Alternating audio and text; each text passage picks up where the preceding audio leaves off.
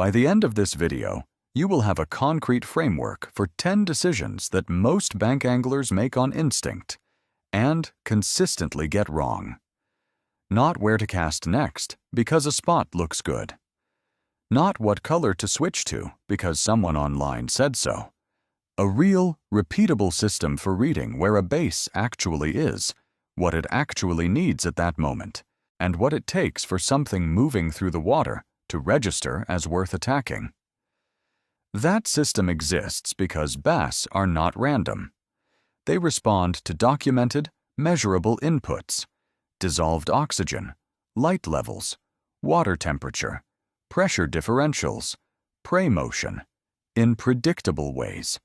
Once you understand the inputs, you stop guessing and start reading. Here is what this video covers: the 10 field decisions where knowing the biology changes the outcome, how to apply each one from the bank without electronics or a boat, and why the fish you are not catching is usually not rejecting your lure. It is somewhere you have not looked yet. None of this requires new gear. It requires a different model of what is happening below the surface. Picture 2 anglers at the same spot on a midsummer morning. Same bank. Same fallen tree extending into the water. Same hour. The first one walks up, scans the structure, and fires a cast tight to where the branches meet the surface. Nothing. He tries 3 more angles, changes the lure, waits, moves on. The second one stops before casting.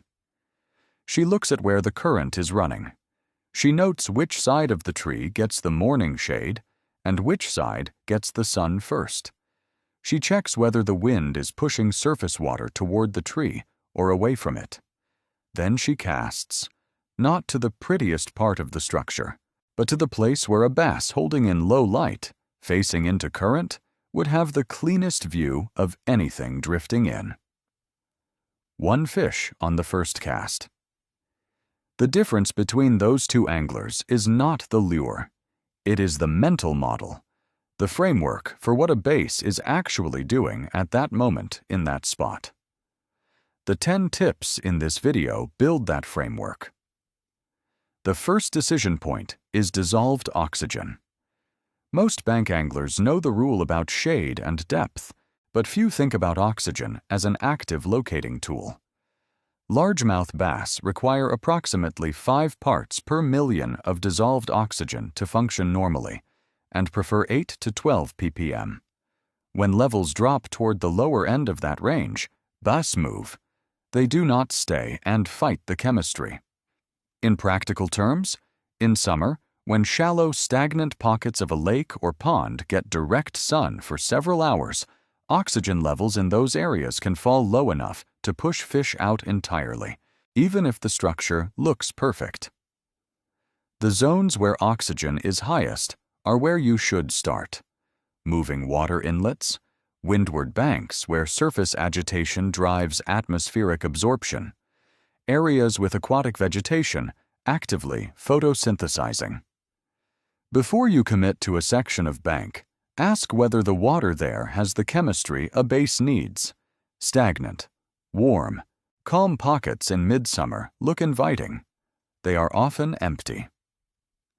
The second decision point is the thermocline in impoundments. In most lakes and reservoirs, by July and into mid-August, a distinct temperature and oxygen boundary forms somewhere between 25 and 30 feet deep. Below that line, the hypolimnion, the cold, still bottom layer, becomes progressively depleted of oxygen as biological decomposition consumes what is there with no mixing to replace it. Bass cannot hold in that water regardless of temperature. For bank anglers fishing steep-banked impoundments, this compresses the productive water column dramatically. The fish population does not disappear in summer. It concentrates into a narrower vertical band along the bank where the thermocline meets the shoreline. Structure that sits at 20 feet along a steep bank in midsummer is often the exact zone where both oxygen and comfort converge. That is where you look first, not the shallows directly at the water's edge. The third decision point is temperature and feeding threshold. Largemouth bass stop feeding when water temperature drops below 41 degrees Fahrenheit. They also reduce feeding significantly above 80 degrees Fahrenheit as metabolic stress increases. The band between 65 and 80 degrees is where feeding is most consistent and aggressive.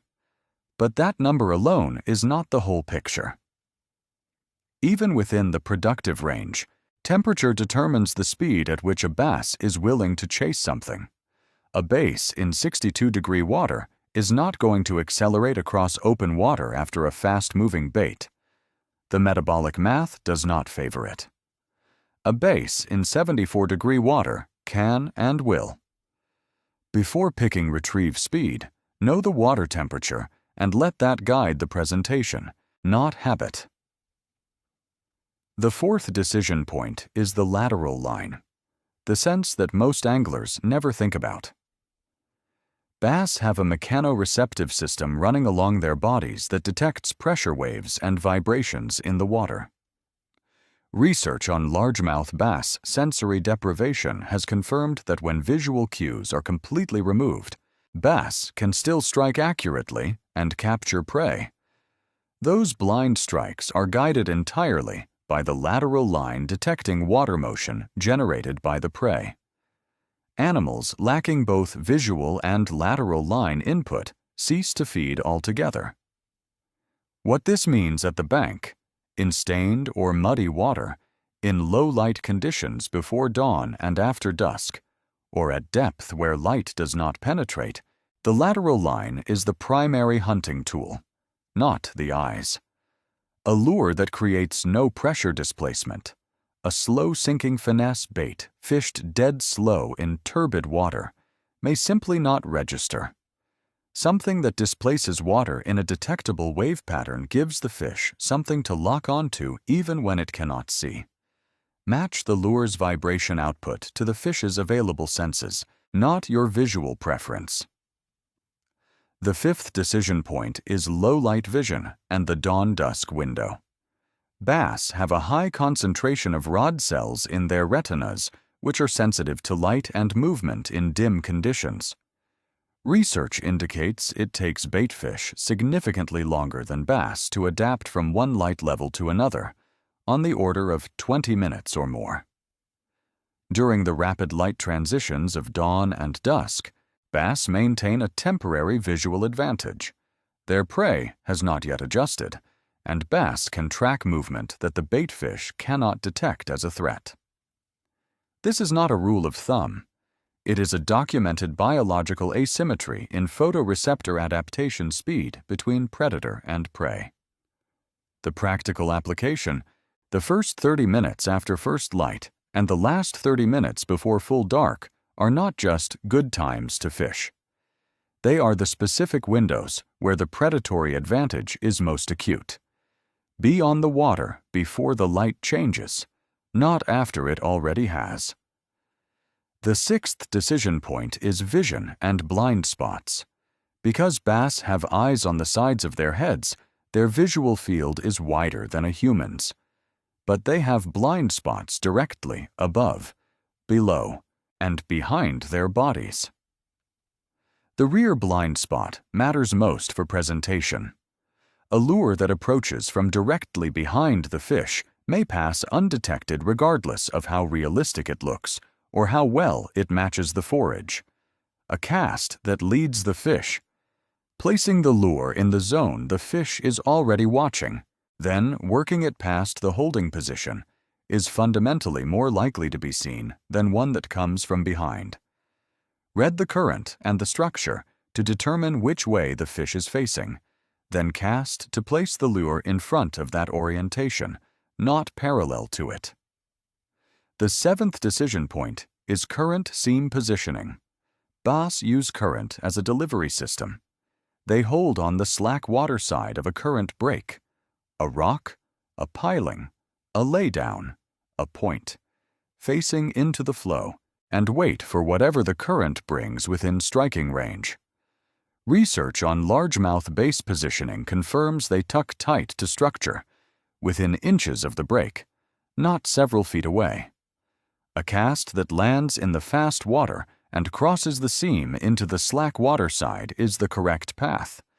A cast that lands entirely in the still water does not replicate the natural drift that the fish is expecting. At the bank, this applies anywhere water is moving. Outflows, wind-driven surface drift, creek mouths, any place where two currents of different speeds meet. Find the seam, then cast from the fast side toward the slow side. The eighth decision point is structure layering. Not all structure is equal. The places where two or more structural elements converge are consistently more productive than isolated single elements. A laydown log is structure. A laydown log at the edge of a depth change is stronger. A laydown log at the edge of a depth change, with shade in the morning, is stronger still. Largemouth bass balance three things simultaneously: access to oxygen, proximity to food, and security through cover or low light. Any single structural element may satisfy one of those. The spots where multiple elements converge satisfy all three at once, and that is where a fish can station itself without compromise. Before committing casts to a single feature, look for what else is happening around it. The most productive part of a bank is usually not the prettiest piece of structure. It is the intersection. The ninth decision point is forage tracking. Bass are not locked onto one prey type. Research has documented what biologists describe as opportunistic foraging. Bass adjust their diet rapidly toward whatever is most available. In a lake where bluegill dominate a flat, bass are likely feeding on bluegill. In the same lake at a rocky point where crayfish are abundant, the bass holding there may have shifted entirely. The implication for bank anglers: the productive presentation at one location on a body of water may not transfer 50 yards down the same bank if the forage composition has changed. Watch the water surface near the bank before you fish it. Watch for baitfish activity, for crayfish scuttling along the bottom in clear water, for insects or frogs near the vegetation edge. What you see moving is usually what the fish in that zone are targeting. Match the presentation to the local forage, not a generic lure selection. The 10th decision point is barometric pressure and transition windows. Bass feeding activity tracks barometric pressure. A falling barometer, the hours before a storm system arrives, is one of the most reliable feeding triggers outside of the dawn and dusk windows.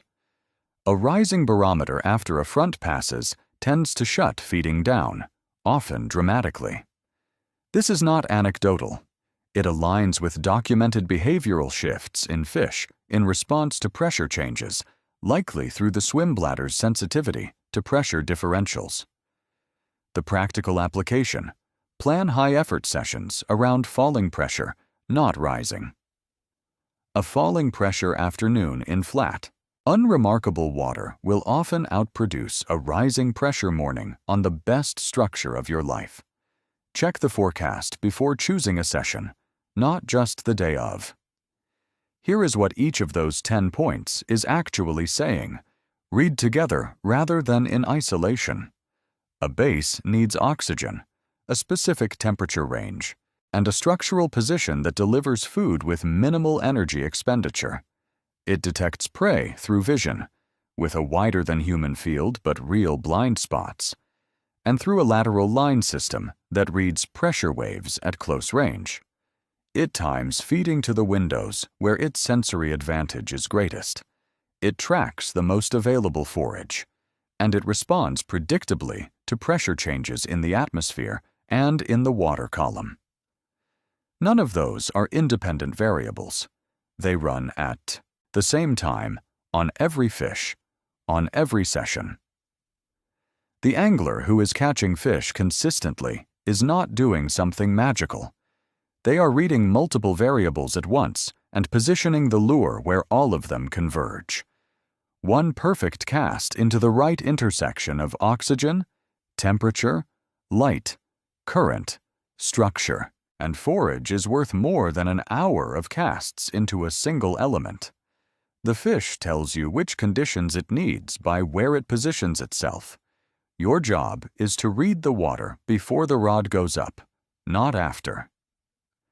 If this is the kind of fishing content you want more of, subscribing is the easiest way to make sure it shows up.